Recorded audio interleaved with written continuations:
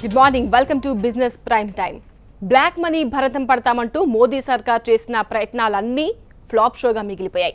నోట్ల రద్దుతో జనాన్ని ఇబ్బంది పెట్టిన ప్రభుత్వం బ్లాక్ మనీ బ్యాచ్ బెండు తీయలేకపోయింది. తాము సక్సెస్ అయ్యామని చెప్పుకోవడానికి ట్యాక్స్ లెక్కలు చెబుతున్నారు. కానీ తప్పుల మీద తప్పులు చేసిన ప్రభుత్వానికి ప్రజలు మాత్రం పాస్ మార్కులు వేయలేదు. సార్వత్రిక ఎన్నికల ప్రచారం నుంచి నరేంద్ర మోదీ నల్లధనం గురించి చెప్పిందే చెప్పి జనంలో కొత్త ఆశలు రేపారు. కానీ 2.5 పెద్దగా ఏం సాధించలేదని గణాంకాలు చెబుతున్నాయి. 2015 వాలంటరీ డిస్క్లోజర్ పథకం ఫెయిల్ అయింది. 2016 నాటి ఐడిఎస్ పథకం విఫలమైంది. నోట్ల రద్దు అభాసు పాలైంది. గరీబ్ కళ్యాణ్ యోజనలో మళ్లీ వైఫల్యం. బ్లాక్ మనీ వేటలో మోదీ సర్కార్ ప్రోగ్రెస్ రిపోర్ట్ ఇది. 2015లో వాలంటరీ డిస్క్లోజర్ స్కీమ్ అమలు చేశారు. దీనివల్ల 4,164 కోట్ల బ్లాక్ మనీ బయటపడింది. ఇందులో సర్కార్కు పన్నులు, పెనాల్టీల రూపంలో వచ్చింది మాత్రం 2,428 కోట్లు. 2016లో ఇన్కమ్ డిస్క్లోజర్ స్కీమ్ ప్రవేశపెట్టారు. దీనివల్ల 67,382 కోట్ల బ్లాక్ మనీ బయటపడింది. సర్కార్కు వచ్చింది 30,000 కోట్లుగా చెబుతున్నారు. కానీ గొప్పేం కాదు. ఎందుకంటే 1997లో వాలంటరీ డిస్క్లోజర్ స్కీమ్ ప్రవేశపెడితే 33,000 కోట్లొచ్చాయి. ఇప్పుడు మాత్రం అంతకు 3,000 కోట్లు తక్కువే వచ్చాయి. అంటే బ్లాక్ మనీ బాబులను ప్రభుత్వం భయపెట్టలేకపోయిందని అర్థం. గత ఏడాది నవంబర్ 8న ఆర్భాటంగా మోదీ ప్రకటించిన నోట్ల రద్దు కూడా ఇలాగే ఉంది. దేశంలో పేదలు, మధ్యతరగతి వర్గాన్ని, వ్యాపారులను ఇబ్బంది పెట్టారు. రోజుల తరబడి రోడ్ల మీద నిలబడి ఎంతో మంది ప్రాణాలు కోల్పోయారు. ఆర్థిక వ్యవస్థ అతలాకుతలమైంది. జీడీపీ వృద్ధి రేటు 7% తగ్గుతుందన్న అంచనాలొచ్చాయి. నోట్ల రద్దుతో 3 నుంచి 5 లక్షల కోట్ల పాత నోట్లు రాకుండా పోతాయని, ఇదంతా ప్రభుత్వానికి లాభం కిందే లెక్కేనని అంచనాలు కట్టాయి. అదంతా తారుమారైంది. రద్దు చేసిన 15.44 లక్షల కోట్ల విలువైన 500, 1000 నోట్లన్నీ బ్యాంకుల్లోకి తిరిగొచ్చాయి. బ్లాక్ మనీలో ఫెయిల్ అయ్యామని గ్రహించిన మోదీ సర్కార్ మరో స్కీమ్ను తీసుకొచ్చింది. అదే ప్రధానమంత్రి గరీబ్ కళ్యాణ్ యోజన. దీని ద్వారా ఇప్పటిదాకా 300 కోట్ల ట్యాక్స్ వసూళ్లకు సంబంధించిన డిక్లరేషన్లు అందాయి. ట్యాక్సులు, పెనాల్టీలు కలుపుకొని 77.25% కట్టాలి. ఈ లెక్కన ఖజానాకు 230 కోట్లు వస్తాయి. అంటే ఈ పథకం ఫెయిల్ అయినట్టే. గరీబ్ కళ్యాణ్ యోజన పథకం తీసుకొచ్చినప్పుడు కేంద్రం మరో తప్పు చేసి నాలుక ఖర్చుకుంది. మీ దగ్గరున్న బంగారంపై ఇన్కమ్ ట్యాక్స్ అధికారులకు లెక్క చెప్పాలంటూ ఒక క్లాజును జోడించింది. దేశమంతా దీనిపై భగ్గుమంటంతో ఆ నిర్ణయాన్ని సవరించింది. ఈ సవరణతో కూడిన సర్క్యులేషన్ని కేంద్ర ప్రత్యక్ష పన్నుల బోర్డు ఈ నెల 18న జారీ చేసింది. దీని ప్రకారం నగదు, స్టాక్ మార్కెట్ పెట్టుబడులు, స్థిరాస్తులను ఈ స్కీమ్లో ప్రకటించడానికి వీల్లేదు. అంటే మీ దగ్గరున్న నగదు లేదా బ్యాంకుల్లో డిపాజిట్ అయిన నగదును మాత్రమే ఈ పథకంలో వెల్లడించాలి. కానీ విదేశీ బ్యాంకుల్లో డిపాజిట్ అయిన మొత్తాన్ని కూడా వెల్లడించడానికి ఛాన్స్ లేదు. మొత్తం మీద బ్లాక్ మనీ ప్రయోజనంలో సర్కారుకు పాస్ మార్కులు పడలేదన్నది జనం చెబుతున్నమాట. బ్లాక్ మనీని పట్టుకోవాలంటే ఆ పనేదో ఇన్కమ్ ట్యాక్స్ కిస్తే ఇంకా ఎక్కువ సొమ్ము ఖజానాకు వచ్చేదని క్యూ లైన్లలో నిలబడ్డ ప్రజలు డిమాండ్ చేశారు. ఈ మాత్రం దానికి తమను ఎందుకు ఇబ్బంది పెట్టాలని ప్రశ్నించారు. కానీ మోదీ సర్కార్ మాత్రం బ్లాక్ మనీ గురించి కాకుండా ఇప్పుడు డిజిటల్ మనీ రాగాన్ని అందుకుంది. వచ్చిన బ్లాక్ మనీని బడ్జెట్లో వరాల రూపంలో ఇస్తామని మోదీ, జైట్లీ చెప్పుకుంటున్నారు. ఇదంతా జరిగే పనేనా అన్నదే సామాన్యుడికొస్తున్న అనుమానం. బ్లాక్ మనీ అంతం విషయంలో మోదీ సర్కార్ ఫెయిల్ అయిందా? ఇక మీదట ఏం చేయబోతున్నారు? ఈసారి బడ్జెట్లో సామాన్యులపై వరాల జల్లు కురవబోతోందా? ఈ అంశాలన్నింటిపై డిస్కస్ చేయడానికి టీవీ9 స్టూడియోలో ఉన్నారు టీవీ9 బిజినెస్ ఎడిటర్ సుకుమార్, అలాగే ప్రముఖ ఆడిటర్ సాయిబాబు. గుడ్ మార్నింగ్ అండి ఇద్దరికి. Good morning. సుకుమార్ గారు, 2.5 ఏళ్లుగా మోడీ ఫ్లాప్ షో కొనసాగుతూనే ఉంది. కానీ ప్రభుత్వం మాత్రం ట్యాక్స్ బాగా వస్తోంది అని చెప్తోంది. ఎలా చూడాలి ఈ అంశాన్ని? ట్యాక్స్ వచ్చే మాట పక్కకు పెడితే ఫస్ట్ ఆఫ్ ఆల్ అసలు క్లారిటీ లేని స్కీముల వల్ల కన్ఫ్యూజన్ అయితే మాత్రం అందరికీ వస్తున్న మాట వాస్తవం. ఎస్పెషలీ ఈ బడ్జెట్, అంటే ఈ మంత్ ఎండింగ్ మనకి railway budget plus union budget రెండు కలిపి అనౌన్స్ చేస్తున్న టైంలో ఇప్పటికి కూడా ఒక కామన్ మ్యాన్కి క్లారిటీ లేదు. అంటే మనం బ్యాంకుల్లో డిపాజిట్ చేసిన డబ్బుల్ని వాళ్ళు అలాగే ఫ్రీజ్ చేసి దాన్ని ట్యాక్స్ రూపంలో తీసుకుంటారా, లేకపోతే మనం ట్యాక్స్ పే చేయాలా, పే చేయకూడదా, 2.5 లక్షల వరకు ఎగ్జంప్షన్ అని ఒకసారి అంటారు, 2.5 లక్షల రూపాయల కన్నా తక్కువ ఉన్నా కూడా మీరు ఇన్కమ్ ట్యాక్స్ డిక్లరేషన్ ద్వారా చేయాలి, దాని సోర్స్ ఆఫ్ ఇన్కమ్ అడిగినప్పుడు చెప్పాలి అని చెప్పడం, ఇవన్నీ విపరీతమైన కన్ఫ్యూజన్ క్రియేట్ చేశాయి. ఇదే కాకుండా మనం ఒకప్పుడు మనకి బ్రిటిష్ పరిపాలన అయిపోయిన తర్వాత, స్వాతంత్రం వచ్చిన తర్వాత మొదటి రోజుల్లో ఎలాంటి పరిస్థితి ఉందో స్టిల్ అదే పరిస్థితిలో ఆర్బీఐ ఉంది. ఎందుకంటే central bank of any country, ఏ కంట్రీకైనా మనకి ఆర్బీఐ లాగా ప్రతి కంట్రీకి చాలా స్ట్రాంగ్.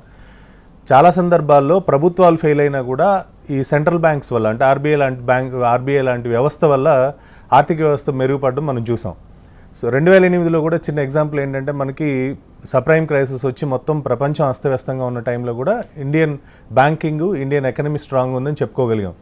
సో అలాంటి పరిస్థితి నుంచి ఇవాళ ఉర్జిత్ పటేల్ గారు ఎందుకు నోరు మెదపట్లేదు అంటే, ఒక రిపోర్ట్ ఏమని చెప్తుందంటే, ఇప్పటివరకు ఏవైతే నోట్లు 1000 రూపాయలు 500 రూపాయల నోట్లు విత్డ్రా చేసుకున్న నోట్లు ఉన్నాయో వాటికి లెక్క కట్టడానికి కూడా ఆర్బీఐకి కెపాసిటీ లేకుండా పోయిన పరిస్థితి. అంటే పోస్ట్ ఆఫీసులో డిపాజిట్ చేసినవి మళ్ళీ తీసుకొచ్చి స్టేట్ బ్యాంక్ ఆఫ్ ఇండియాలో ఇస్తున్నారు. ఇంకోవైపు పెట్రోల్ పంప్స్లో వచ్చిన నోట్లన్నీ కూడా స్టేట్ బ్యాంక్ ఆఫ్ ఇండియా కింద ఇస్తున్నారు. వీటిని సపరేట్గా క్యాల్కులేట్ చేశారు. అటువైపు బ్యాంకుకి స్టేట్ బ్యాంక్ ఆఫ్ ఇండియా ఇచ్చిన డినామినేషన్ని సపరేట్గా చేశారు. అంటే ఏమైందంటే డబుల్ 2 సార్లు ఒక్కొక్క నోటు క్యాల్కులేట్ అయిందనే కన్ఫ్యూజన్లో స్టిల్ ఇంకా ఆర్బీఐ ఉంది. అంటే పాలసీ అనౌన్స్ చేసే ముందు ఎలాంటి చర్యలు తీసుకోకుండా పాలసీ అనౌన్స్ చేసిన తర్వాత కూడా స్టిల్ ఇదే కన్ఫ్యూజన్ కొనసాగుతుందంటే బడ్జెట్లో కామన్ మ్యాన్కి ఎంతవరకు న్యాయం జరుగుతుందంటే, అరుణ్ జైట్లీ చెప్పినట్టు బడ్జెట్లో వరాలు వస్తాయని ఎక్కడి నుంచి వస్తారు? ప్రజలు తీసుకెళ్ళి వాళ్ళ డబ్బులు వాళ్ళ బ్యాంకుల్లో డిపాజిట్ చేసుకున్నారు, కానీ గవర్నమెంట్కి ఎవరు డొనేషన్ ఇవ్వలేదు. సో డొనేషన్ లేని చోట ప్రజలకు వరాలు ఎలా ఇస్తారు? లాస్ట్ బడ్జెట్లో తీసుకున్న నిర్ణయాల మీద ఇప్పటివరకు క్లారిటీ లేదు. వాటి మీద ఇప్పటివరకు ఎక్కడ మనకి 100% సాధించిన పరిస్థితి లేదు. ఇంకోవైపు డిజిటల్ ట్రాన్సాక్షన్స్ మీద ఎక్కువ ఫోకస్ అంటున్నారు. డిజిటల్ ట్రాన్సాక్షన్స్ మీద ఇప్పటివరకు 100% మనం సెక్యూర్డ్గా ఉన్నాం, మనకి సైబర్ సెక్యూరిటీ విషయంలో కానీ ఇలాంటి వాటిలో స్ట్రాంగ్ ఉన్నామని అంటే, డిమానిటైజేషన్ అనౌన్స్ చేసిన 10 రోజుల లోపల తీసుకోవాల్సిన చర్యలు ఇప్పటివరకు కూడా తీసుకోకుండా అలా ఫ్లూక్గా వదిలేసి ఏమైనా ప్రాబ్లమ్స్ వచ్చినప్పుడు అడ్రస్ చేద్దామనే ధోరణిలో వెళ్తున్నారు తప్ప ఒక కాంక్రీట్ డెసిషన్ గవర్నమెంట్ దగ్గర లేదు అనేది మాత్రం మనకు స్పష్టంగా అర్థమవుతుంది. రైట్. సాయిబాబు గారు, గరీబ్ కళ్యాణ్ యోజన ఇప్పుడు బ్లాక్ మనీపై ఉక్కుపాదం అంటూనే ఇలాంటి స్కీమ్లు ప్రవేశపెట్టడంపై కొన్ని అనుమానాలు ఉన్నాయి. మరి బ్లాక్ మనీపై ఉక్కుపాదం అన్నప్పుడు ఇలాంటి స్కీమ్లు ఎందుకు? అంటే ఇక్కడ గరీబ్ కళ్యాణ్ యోజన అనేది ఎప్పుడైతే టోటల్ క్యాన్సిలేషన్ చేసిన 500 రూపాయలు 1000 రూపాయల నోట్లు బ్యాంకుల్లో డిపాజిట్ అయినాయో వీటి నుంచి పన్ను రాబట్టడానికి అని చెప్పేసి వాళ్ళు ఇన్కమ్ ట్యాక్స్ అమెండ్మెంట్ యాక్ట్ చేశారు. అదేవిధంగా ఆ ఇన్కమ్ ట్యాక్స్ అమెండ్ యాక్ట్ ప్రకారం ఈ గరీబ్ కళ్యాణ్ యోజన స్కీమ్ పెట్టారు. ఈ స్కీమ్ పెట్టిన తర్వాత పెట్టిన రోజున ఉన్న పర్పస్లు ఈ రోజు ఉన్న పర్పస్లు పూర్తిగా మారిపోతూ వచ్చినాయి. నిన్న 18న ఎక్స్ప్లెనేషన్ ఇచ్చారు. ఎక్స్ప్లెనేషన్ ఇస్తా ఈ స్కీమ్లో మీరు ఆల్రెడీ బ్యాంకుల్లో ఉన్న డిపాజిట్లను కానీ లేకపోతే మీ దగ్గర ఉన్న క్యాష్ని కానీ డిక్లేర్ చేయాలి అని చెప్పారు. క్యాష్ అనేది డిసెంబర్ 30వ తారీఖు లోపు ఓల్డ్ నోట్స్ అన్నీ కూడా దాదాపుగా డిపాజిట్ అయిపోయినాయి. కొత్త నోట్స్ కొత్తగా వచ్చిన నోట్లు వీళ్ళ దగ్గర ఉండే అవకాశం అయితే లేదు. సో ఓన్లీ బ్యాంకు ద్వారా బ్యాంకింగ్ సిస్టంలో ఉన్న డిపాజిట్ని మీరు ఈ గరీబ్ కళ్యాణ్ కింద యోజన కింద డిక్లేర్ చేసి 50% ట్యాక్స్ కట్టాలి, 25% డిపాజిట్ రూపంలో, వడ్డీ రాని డిపాజిట్ రూపంలో వాళ్ళ దగ్గర ఉంచాలి. ఇది వాళ్ళు పెట్టిన స్కీము. దీంట్లో ఈ గరీబ్ కళ్యాణ్ యోజనలో గతంలో బ్లాక్ మనీ డిక్లరేషన్ ఐడిఎస్ స్కీమ్లో కానీ వీటిలో కానీ మిస్ అయిన వాళ్ళు ఏమైనా డిక్లేర్ చేసుకోవచ్చా, ఇది ఒక వరం అనేది మాటలో అన్నారు. ఎక్కడ కూడా దీంట్లో జ్యువెలరీ కానీ బులియన్ కానీ ఇతర ఆస్తులు కానీ గరీబ్ కళ్యాణ్ యోజన కింద డిక్లేర్ చేయడానికి అనేది వీల్లేదు. కాబట్టి బ్యాంకులో డిపాజిట్ చేసిన అమౌంట్ని మీరు సెర్చ్ చేసినప్పుడు సర్వే చేసినప్పుడు అయితే 77% కట్టాలి అనేది డైరెక్ట్గా ఇన్కమ్ ట్యాక్స్ వెబ్సైట్లోనే డిస్ప్లే చేస్తూ ఉన్నారు. ఈ గరీబ్ కళ్యాణ్ యోజన కింద డిక్లేర్ చేసుకుంటే 50% ఇమీడియట్గా కట్టాలి, 25% ఏమో డిపాజిట్ రూపంలో ఉంచాలి. సో ఈ ఎక్స్ప్లెనేషన్లు ఇవన్నీ కూడా చూసుకున్న తర్వాత దాదాపుగా ప్రజలు ఎక్కువ మంది సామాన్య ప్రజలు సామాన్యమైన అకౌంట్లోనే ఈ అమౌంట్లు ఎక్కువగా డిపాజిట్ అయినాయి. వాళ్ళందరూ కూడా దీనికి ఎటువంటి ట్యాక్స్ పరిధిలోకి పన్ను పరిధిలోకి రాదు. కాబట్టి ఇక్కడ గవర్నమెంట్ ఆఫ్ ఇండియా డిక్లేర్ చేసిన ఈ స్కీము అంత సక్సెస్ అయితే కావడానికైతే అవకాశం అయితే కనిపించట్లేదు. ఆల్రెడీ ఐడిఎస్లో ఇందాక మీరు చేసినట్టుగా 67,000 కోట్లు డిక్లేర్ అయితే అందులో దాదాపుగా 30,000 కోట్ల రూపాయలు బోగస్ అని ఆల్రెడీ డిక్లేర్ అయిపోయినాయి. అంటే పన్ను కలెక్షను 30,000 కోట్ల నుంచి 15,000 కోట్లకి పడిపోయింది ఆల్రెడీ. ఇప్పుడు మొన్న జరిగిన పార్లమెంటు సెషన్లో, అంతకుముందు జరిగిన పార్లమెంటు సెషన్లో ఐడిఎస్ స్కీమ్ కింద ఎంత వచ్చినాయి అని చెప్పి ఆర్థిక మంత్రి గారు డిక్లేర్ చేస్తున్నారు. రేపు అందులో ఇంత ఫెయిల్ అయినాయని మళ్ళీ అదే పార్లమెంట్లో డిక్లేర్ చేయాల్సిన అవసరం ఉంది. స్కీముల్లో కన్సిస్టెన్సీ లేకుండా, ఎక్కడా చర్చ లేకుండా, ఈ విధమైన మధ్యలో మార్చుకుంటా ఇవన్నీ చేయటం వల్ల ప్రభుత్వం యొక్క క్రెడిబిలిటీ పోతూ ఉంది. మనకి గత వారంలో క్రితం చూస్తే reserve bank of India employees association వాళ్ళు ఆల్రెడీ ఒక పెద్ద రిప్రజెంటేషన్ ఇచ్చున్నారు. రిజర్వ్ బ్యాంక్ క్రెడిబిలిటీ పోతుంది మనం ఇటువంటివి చేయటం వల్ల.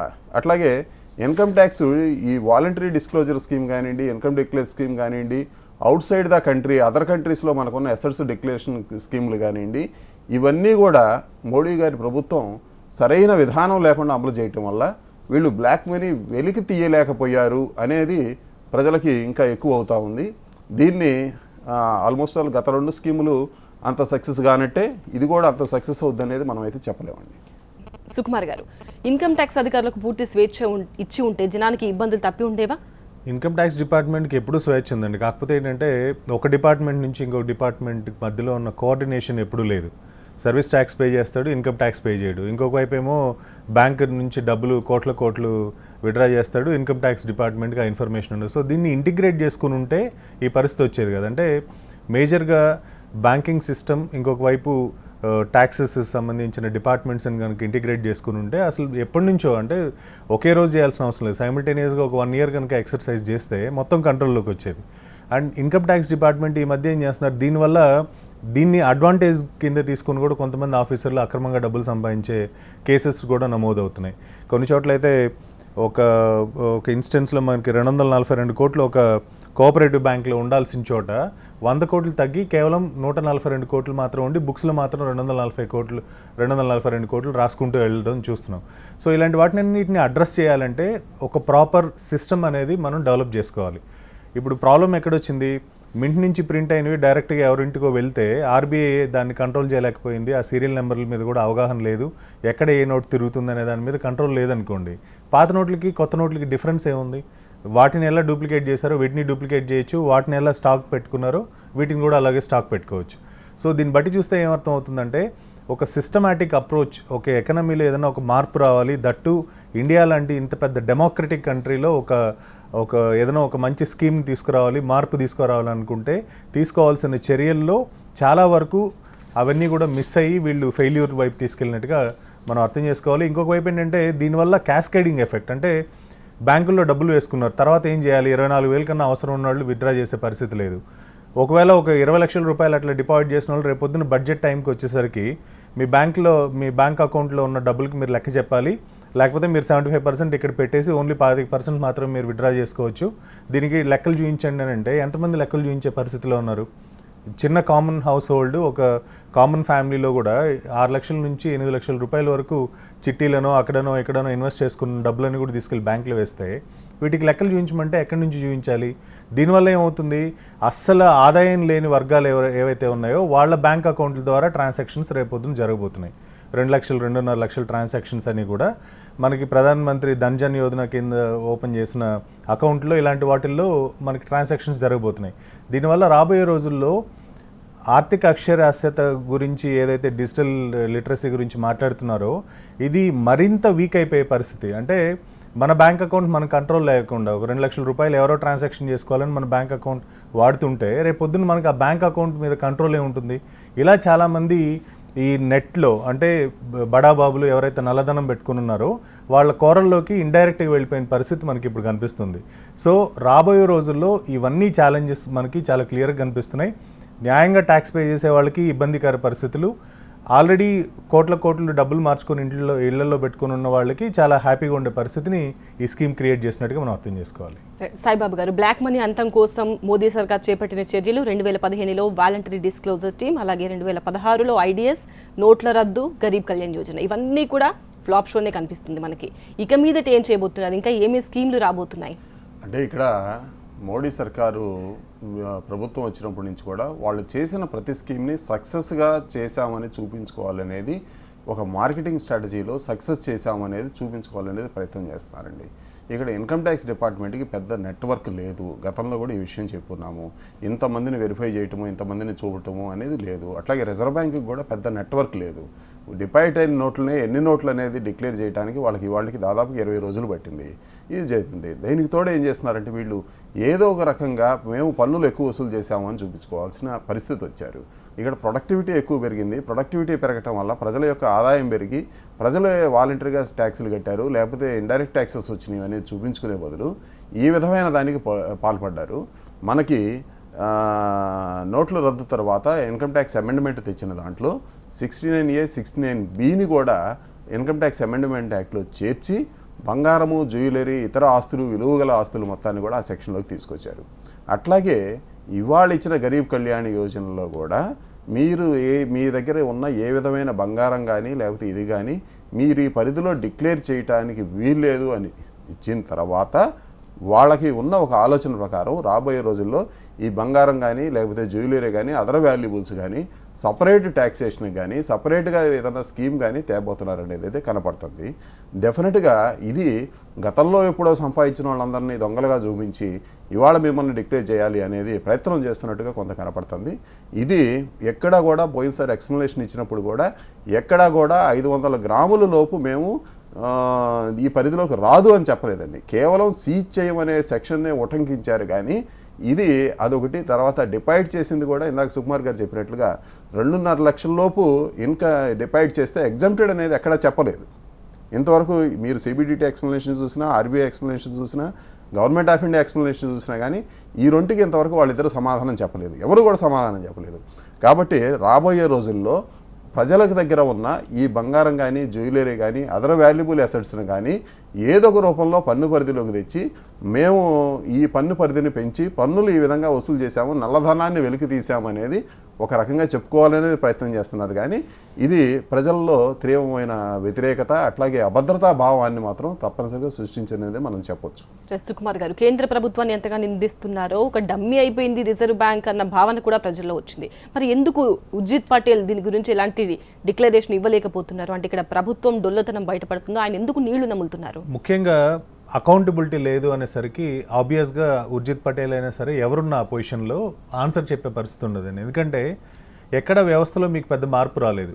ఈవెన్ ఈరోజు కూడా బంగారం షాప్కి వెళ్తే కొన్ని షాపుల్లో 20 లక్షలు 30 లక్షల రూపాయలు పర్చేజ్ చేసేవాళ్ళు మీరు ఒక చెక్ ఇచ్చేసేయాలండి, 1 వీక్ 10 డేస్ లోపల మీరు క్యాష్ కనుక ఇస్తే మాకు ప్రాబ్లం లేదు, మేము కొద్దిగా రేట్ తగ్గించుకుంటాం అనే పరిస్థితి.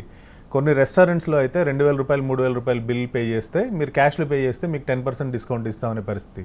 ఇవన్నీ ఎందుకు వచ్చింది? ఫర్దర్ కొత్త నోట్లు కూడా మనం స్టాక్ చేసుకోవడం, తీసుకెళ్ళి దాచుకోవడం వల్ల మనల్ని ఎవరు ఏమీ చేయలేరనే ధోరణిలోకి నల్లధనాన్ని ఎవరైతే సమకూర్చుకుంటారో వాళ్ళందరూ ప్రిపేర్ అయిపోయినారు. సో ఒకవైపు భయపడుతుందంతా ఎవరు? ఒక సామాన్య ప్రజలు. అంటే రేపు పొద్దున్న మనం 5 లక్షలు 2 లక్షల్లో బ్యాంకులో వేసాం, దీని మీద ట్యాక్స్ అంటే ఎక్కడి నుంచి కట్టాలి, ఎలా కట్టాలి, దీనికి ఎలా సోర్స్ చూపించాలి అని కన్ఫ్యూజ్ అయిపోయి భయపడిపోయి బెదిరిపోయి ఉన్నది ఎవరు? సామాన్యమైన ప్రజలు.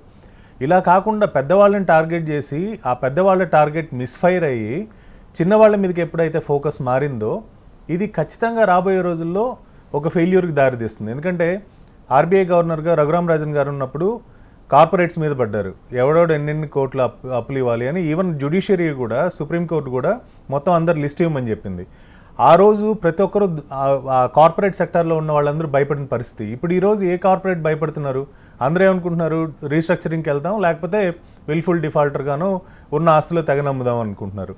రియల్ ఎస్టేట్ వ్యాపారాలు పడిపోయి ఇప్పుడున్న పరిస్థితుల్లో ఆ ఆస్తులు ఏవైతే ఉన్నాయో, కార్పొరేట్ సెక్టార్లో లోన్స్ ఇచ్చిన ఆస్తులు ఏవైతే ఉన్నాయో అవి కనుక అమ్మకానికి వస్తే మార్కెట్లోకి 50% ఆఫ్ వాల్యూ వాళ్ళు ఏదైతే బ్యాంకర్స్ తీసుకుని ఇచ్చారో అది కూడా వచ్చే పరిస్థితి లేదు. అంటే బ్యాంకులకు ఒక పెద్ద బాంబు వెనకలు పెట్టినట్టే. సో దాన్ని కాంపన్సేట్ చేయడానికి కామన్ మ్యాన్ మీద, అంటే ఇప్పుడు ఎట్లా ఉందంటే ఒకటి దగ్గర ఒక 1,00,000 రూపాయలు ట్యాక్స్ వసూలు చేసే ప్లేస్లో 1000 మంది దగ్గర వీళ్ళు 100 రూపాయలు ట్యాక్స్ వసూలు చేద్దామని ఆలోచనలోకి వెళ్ళడం అనేది ఖచ్చితంగా తప్పు. దీనివల్ల ఇన్వెస్టర్ సెంటిమెంట్ కానీ ఇక్కడున్న వాళ్ళు డొమెస్టిక్ కన్జంప్షన్లో కానీ వీటిలన్నింటిలో చాలా మార్పులు వస్తాయి. నెక్స్ట్ 2 to 3 ఇయర్స్ మాత్రం ఖచ్చితంగా రెసిషన్ వైపు మనం వెళ్ళిపోయే పరిస్థితి ఉంది. ఎందుకంటే దానికి సాక్ష్యంగా మనం జీడిపి ఫిగర్స్ చూడొచ్చు. గవర్నమెంట్ ఇంకొక తిమ్మిని బెమ్మిని చేసే పరిస్థితి ఏంటంటే జీడిపి ఫిగర్స్లో ఇప్పటివరకు ఎప్పుడు డిమానిటైజేషన్ ఇలాంటి మేజర్ ఈవెంట్ జరిగిన స్టాటిస్టిక్స్ తీసుకోకుండా క్యాలిక్యులేట్ చేయలేదు, ఇన్ఫ్లేషన్ కానీ ఇవన్నీ. ఇప్పుడు ఏం చేస్తున్నారు? జీడిపి గ్రోత్ సపరేట్గా క్యాలిక్యులేట్ చేస్తున్నారు, నవంబర్ని డిసెంబర్ని పక్కకు పెట్టారు. ఎప్పుడో కలుపుతారంటే అది ఎప్పుడు కలుపుతారో తెలియదు.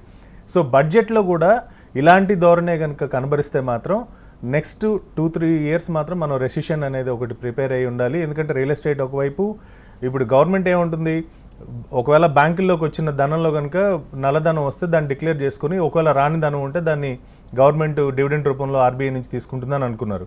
ఎప్పుడైతే అంతా వచ్చిందో అసలు ఎంత వచ్చిందో కూడా క్లారిటీ లేదో నెక్స్ట్ 5-6 డేస్లో మనం బడ్జెట్కి ప్రిపేర్ అయిపోతున్నాం. ఆ బడ్జెట్కి ప్రిపేర్ అవుతున్న టైంకి కూడా ఆర్బీఐ స్టాటిస్టిక్స్ ఇవ్వలేకపోతే ఆర్బీఐ స్టాటిస్టిక్స్ లేకుండా బడ్జెట్ ఎలా ప్రిపేర్ చేస్తారనేది పెద్ద క్వశ్చన్ మార్కు. ఎందుకు అసలు ముందుకు తీసుకొచ్చారో 1 మంత్ ముందుకు తీసుకొచ్చిన బడ్జెట్లో కూడా చాలా విషయాల్లో క్లారిటీ లేదు. అంటే ఒకవైపు మీ దగ్గర లెక్కలు లేకుండానే మీరు లెక్కలు చెప్తా ఉంటున్నారు, నెక్స్ట్ ఇయర్కి ప్లానింగ్ చేసుకుంటా ఉంటున్నారు. ఈ లెక్కలు మిస్ అయ్యి రేపొద్దున దీనివల్ల ఇంకేదైనా ప్రాబ్లం వస్తే నెక్స్ట్ ఇయర్ పరిస్థితి ఏంటనేది మాత్రం అందరూ ఆలోచించాల్సిన అవసరం ఉంది. సాయిబాబు గారు, ఈ ఆర్థిక వ్యవస్థలో ఇంత పెద్ద కుదుపు తర్వాత, ఇన్ని స్కీమ్ల తర్వాత బడ్జెట్ ఎలా ఉంటుంది, ఎలాంటి మార్పులు సామాన్యులు ఆశించవచ్చు? అంటే ఇక్కడ సామాన్యుడు ఆశించేదానికన్నా మోడీ గారి ప్రభుత్వం ఏం చేద్దాం అనుకుంటున్నది ఈ బడ్జెట్లో రిఫ్లెక్ట్ చేయడానికి ప్రయత్నం చేస్తారండి. ప్రజలకు మాత్రం దాదాపుగా ఇది వాళ్ళు పాపులిస్టిక్ బడ్జెట్ పెట్టడానికి ఇది ఒకటే అవకాశం ఉందండి. 2018లో అంత అవకాశం అయితే ఉండకపోవచ్చు. ఈ స్కీమ్లో పాపులిస్టిక్ స్కీమ్స్ 1-2 అనౌన్స్ చేసేసి నర్మగర్భంగా ట్యాక్సేషన్ కానీ లేదా అదర్ ప్రొసీజర్స్ కానీ ఎక్కువ స్ట్రెంత్ అయితే చేయడానికి ప్రొసీజర్ అయితే చేయబోతున్నారు. రాబోయే బడ్జెట్లో ట్యాక్సేషన్ ఇబ్బడిముబ్బడిగా పెరగబోతుంది అనేది చూపించుకోవడానికి వాళ్ళు ప్రయత్నం అయితే చేయబోతున్నారు. ఇక్కడ ప్రజలు ఏ విధమైన రిలీఫ్లను ఆశిస్తున్నారు అని అంటే, ఇవాళ వ్యవసాయదారుడు భారీ ఎత్తున రిలీఫ్లు అనేది ఆశిస్తున్నాడు. ఎందుకు వాళ్ళకి గిట్టుబాటు ధరలు రావట్లేదు, లేకపోతే డ్రాట్ కండిషన్ కంటిన్యూ అవుతూ ఉంది, లేకపోతే రావాల్సిన ఫెసిలిటీస్, ఇరిగేషన్ ఫెసిలిటీస్ అనేది క్రియేట్ అవ్వట్లేదు. వీటిని ఏ విధంగా దేశంలో 55-60% జనాభా వ్యవసాయ ఆధారిత వాటి మీద ఆధారపడి ఉన్నారు. వారిని ఏ విధంగా చేస్తామనేది ఇంతవరకు కూడా గత 3 బడ్జెట్లో అడ్రస్ చేయలేకపోయారు. ఇది అడ్రస్ చేయకపోతే మాత్రం రైతులు అనేవాళ్ళు ఈ ప్రభుత్వం మీద కొంత నమ్మకం అనేది పోగొట్టుకునే పరిస్థితి అయితే వస్తుందండి. రెండవది, మల్టీనేషనల్ కంపెనీసు, వ్యాపారస్తులు వీళ్ళందరూ కూడా వాళ్ళ బిజినెస్ ఎక్స్పాన్షన్ కోసం, ఎంఎన్సీలు మరింత విస్తృతపరచడం కోసం వాళ్ళు ప్రయత్నం అయితే చేస్తున్నారు. వాళ్ళకు అనుకూలంగా 1-2 రావచ్చు. దానివల్ల ప్రజల నెత్తిన మరింత ట్యాక్సేషన్ భారం అయితే పడుతుంది. ట్యాక్స్ బేస్ పెంచుకోవడానికి ప్రయత్నం చేస్తున్నారు. ఇక్కడ 1-2 సార్లు ఎందుకు చెప్తున్నామంటే ఈ మాట, కేవలం 2 కోట్ల మందే మనకి ట్యాక్సేషన్ పరిధిలో ఉన్నారు. అందులో కూడా ₹1 పైన ఆదాయం డిక్లేర్ చేస్తున్న వాళ్ళు 24 లక్షల మందే ఉన్నారు. కాబట్టి ట్యాక్స్ బేస్ పెంచుకుంటే తప్ప మనము గవర్నమెంట్ ఆఫ్ ఇండియాకి రాదు అనేది చూస్తున్నారు. అట్లాగే కన్జ్యూమర్ ఐటమ్స్ మీద కూడా ట్యాక్సేషన్ అనేది ఎక్కువ వెళ్తున్నారు. ఎందుకు చెప్తున్నానంటే ఈ మాట, ఆటోమొబైల్ రంగంలో అనేక లగ్జరీ కార్లు కొంటున్నారు. లగ్జరీ కార్లు కొన్న వాళ్ళందరూ కూడా ట్యాక్సేషన్ పరిధిలోకి రావట్లేదని చెప్తున్నారు. కారు అనేది డిప్రిసబుల్ ఎసెట్ అండి. దాని మీద డిప్రిసియేషన్ కానీ, దాని మీద లోన్ తీసుకుంటే కట్టే ఇంట్రెస్ట్ కానీ, ఇవన్నీ కూడా ఎక్స్పెండిచర్ కింద కౌంట్ అవుతాయి. కాబట్టి వాళ్ళు ట్యాక్స్ పరిధిలోకి రావాల్సిన అవసరం అయితే లేదు. అక్కడ ప్రాపర్ అకౌంటింగ్ సిస్టమ్ చేసుకుంటే ట్యాక్స్ అనేది మినిమైజ్ చేసుకోవాలి. ఇది అవాయిడ్ చేసుకోవడానికి ఎవరు కూడా ప్రయత్నం చేయట్లేదు. ట్యాక్స్ మినిమైజేషన్కి ఏమైతే ప్రొసీజర్ ఉందో అది చేసుకుంటున్నారు. ప్రజలైతే చాలా ఎక్స్పెక్టేషన్లు ఉన్నారు. ముఖ్యంగా వ్యవసాయదారులు కానీ, సామాన్య జీవులు కానీ, మాకేం రిలీఫ్ వస్తుంది, మోడీ గారి అకౌంట్లో నుంచి మాకు 10 లక్షలు వేస్తారా, 10,000 వేస్తారా, 15 లక్షలు వేస్తారా, ఇటువంటి ఒక భావనలో ఉండిపోయారు. వాళ్ళ ఎక్స్పెక్టేషన్ ఆ లెవెల్ దాకా తీసుకొని వెళ్ళున్నారు. అట్లాగే వ్యవసాయదారుడు కూడా, ఇంతమంది ఆత్మహత్యలు జరిగినాయి, ఇన్నిసార్లు డ్రాట్ వస్తుంది, ఇన్ని చోట్ల ఇరిగేషన్ ఫెసిలిటీ లేదు, ఇన్ని చోట్ల గిట్టుబాటు ధరలు రావట్లేదు, వీటన్నిటికీ ఏం చేస్తామనేది వాళ్ళందరూ ఎక్స్పెక్ట్ చేస్తున్నారు. ఇక్కడ ప్రభుత్వం ఏం ఎక్స్పెక్ట్ చేస్తుందంటే, మనకి వచ్చిన డబ్బులు ఎక్కువ రావాలి, పన్నుల కలెక్షన్ పెరగాలి. పన్నుల కలెక్షన్ పెరిగితే కొన్ని సంక్షేమ కార్యక్రమాలు, పాపులిస్ట్ స్కీమ్స్ చేసుకొని ఓట్లు పెంచుకోవచ్చు అనేది ఒకటే కార్యక్రమంలో ఉన్నారు. ఈ రెండుకి కాంబినేషన్ కుదరటం అనేది రేపు బడ్జెట్లో కొంత కష్టం అయితే అవ్వచ్చు అండి. Thank you very much Saibabu గారు. Thank you very much Sukumar గారు. ఇది వాళ్ళ బిజినెస్ ప్రైమ్ టైం. చూస్తూనే ఉండండి TV9.